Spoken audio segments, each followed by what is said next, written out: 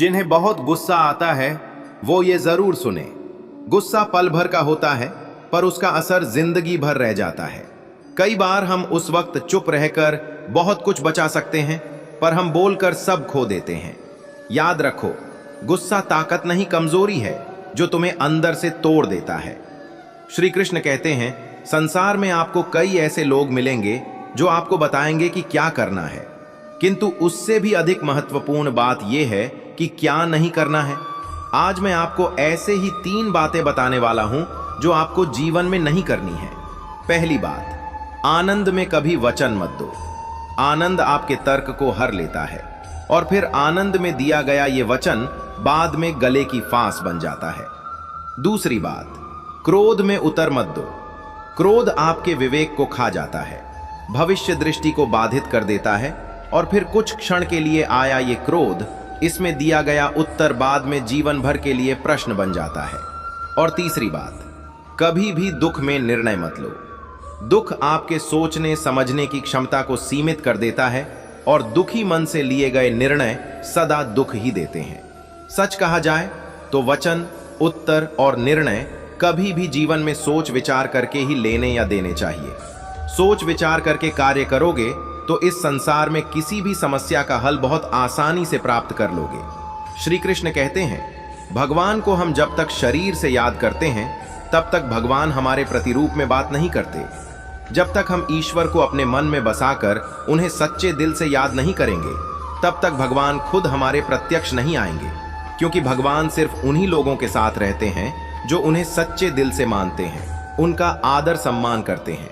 इसलिए श्री कृष्ण अर्जुन को बताते हुए कहते हैं, अगर हम भगवान को सच्चे मन से याद करते हैं तो भगवान हमारा साथ जरूर देते हैं, हमारे अंदर एक सकारात्मकता भर देते हैं और एक नई ऊर्जा का निर्माण करते हैं, जिससे हम अपने जीवन को सफलता के मार्ग पर खड़ा कर देते हैं।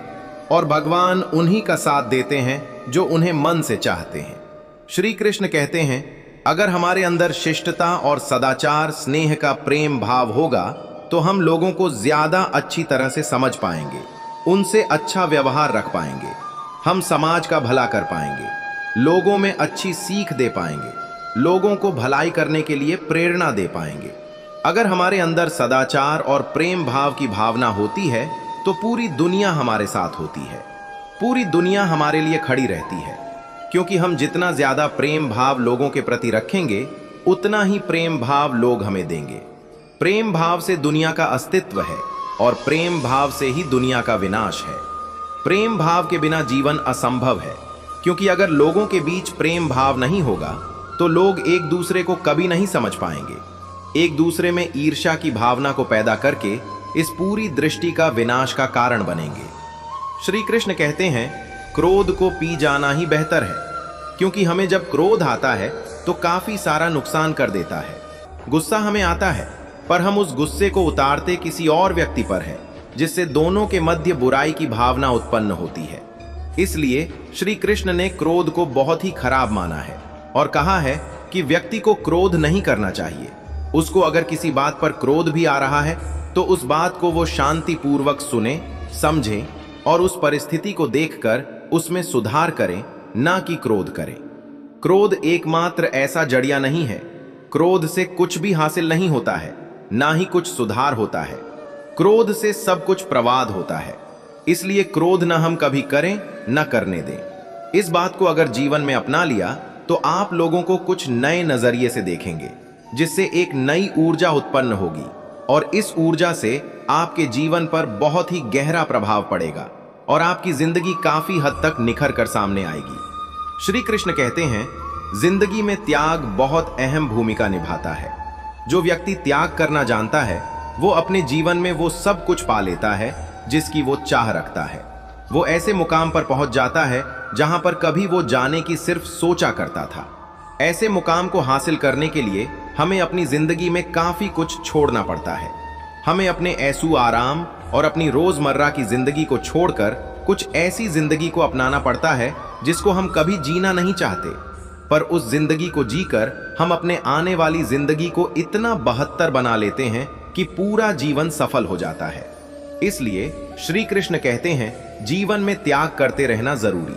अगर हम त्याग नहीं करेंगे तो इस जीवन का कोई उद्देश्य नहीं रहेगा। जीवन में त्याग करना जरूरी है। त्याग से हमारे खुद में परिवर्तन होता है और जिंदगी में सुधार होता है। इसलिए त्याग करते रहना चाहिए। श्री कृष्ण कहते हैं, हमारे कर्म ही हमारा परिणाम होता है, क्योंकि जैसे करनी वैसी ही भरनी। जैसा हम कर्म करेंगे वैसा ही हम पाएंगे। जीवन में कभी भी लक्ष्य को प्राप्त करना हो तो व्यक्ति दो भाग साथ लेकर चलते हैं। पहला, अपने लक्ष्य को पाने का निश्चय, और दूसरा, अपने लक्ष्य तक पहुंचने का मार्ग। सब यही करते, किंतु सब अपने लक्ष्य को प्राप्त नहीं कर सकते। क्यों? क्योंकि लक्ष्य न मिल पाने की स्थिति में व्यक्ति को कुछ बदलना होता है। कुछ अपना निश्चय बदल लेते हैं, कुछ अपना मार्ग। जो अपना मार्ग बदल का प्रयास करते हैं उन्हें सफलता प्राप्त हो ही जाती है, किंतु अपना निश्चय बदलने वाले सफलता का स्वाद कभी नहीं चख पाते। इसलिए अपना निश्चय कभी मत बदलिए, क्योंकि निश्चय खो देने पर चंद्रमा भी पूर्णिमा के दिन ग्रहण पा जाता है। अपना निश्चय बनाए रखें, आपको सफलता अवश्य मिलेगी। श्री कृष्ण कहते हैं, हमें अपने परिश्रम पर विश्वास रखना चाहिए।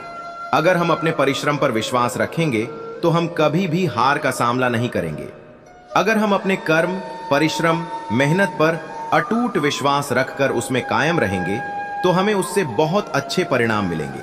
वो परिणाम आपको जीवन जीने में बहुत आसान होंगे, क्योंकि एक परिश्रम है जो एक रंग को राजा बना देता है और राजा को रंग बना देता है। अगर आप परिश्रम और सही निर्देश और सही दिशा में काम करते तो जीवन में सफल होना पक्का ही है। पर अगर आप अपने परिश्रम पर विश्वास नहीं रखते तो उसमें आप धोखा करते हैं। तो आप याद रखना कि आप धोखा भी खुद के साथ कर रहे हो। इससे ना ही किसी और की जिंदगी बनेगी और ना ही कुछ होगा। आप धोखा करोगे तो खुद के लिए। इसलिए अपने परिश्रम पर इतना विश्वास रखें कि आप जो कर रहे हैं वो आपको एक ऐसा परिणाम दे जिसकी आपने कभी अपेक्षा नहीं की होगी। बहुत समय पहले की बात है। जंगल के किनारे एक छोटा सा गांव था। जंगल में जंगली जानवर बहुत अधिक मात्रा में थे, इसलिए गांव के लोगों को पेड़ से चढ़ सकते हो। बाबा की बात सुनकर सभी युवक उत्साहित हो गए। वो पेड़ पर चढ़ने के लिए एक पंक्ति में खड़े हो गए। सबसे पहला युवक पेड़ पर चढ़ने लगा और बड़ी ही आसानी से पेड़ पर चढ़ा और फिर नीचे उतरने लगा। उतरते समय वो आधे रास्ते में था, तब बाबा बोले, सावधान, आराम से संभल कर उतरो, कोई जल्दी नहीं है। उस युवक ने वैसा ही किया। वो आराम से सावधानी से नीचे उतरा। उसके बाद एक एक करके सारे युवक पेड़ पर चढ़ने लगे। जब वो पेड़ पर चढ़ते तब तो बाबा उन्हें कुछ नहीं कहते, लेकिन जब वो पेड़ से उतरते समय आधे रास्ते पर होते या बस नीचे पहुंचने वाले होते तो बाबा कहते हैं, सुनो, आराम से, थोड़ा संभल कर और पूरी सावधानी से उतरो, किसी प्रकार की कोई जल्दी नहीं है। सभी युवकों ने बाबा की बात मानी और पेड़ पर चढ़कर नीचे उतरने में सफल हुए। सब बड़े खुश थे, लेकिन एक बात उन्हें खटक रही थी और ये थी, बाबा ने उन्हें पेड़ से उतरते समय ही सावधान रहने को क्यों कहा, पेड़ पर चढ़ते समय क्यों नहीं? उन्होंने बाबा से पूछ लिया, बाबा, इस पेड़ की सबसे ऊपरी शाखा पर चढ़ना सबसे कठिन था, लेकिन आपने उस पर चढ़ते समय हमें संभल कर रहने को नहीं कहा। लेकिन पेड़ से उतरते समय जब जमीन की दूरी बहुत कम रह गई थी तब आपने हमें संभल कर और सावधान रहने को कहा। ऐसा क्यों? बाबा बोले, देखो, पेड़ की सबसे ऊपरी शाखा पर चढ़ना बहुत कठिन है, ये मैं भी जानता हूं और तुम भी। इसलिए मेरे बिना बोले ही तुम पहले से ही सतर्क थे। ऐसा हर किसी के साथ होता है।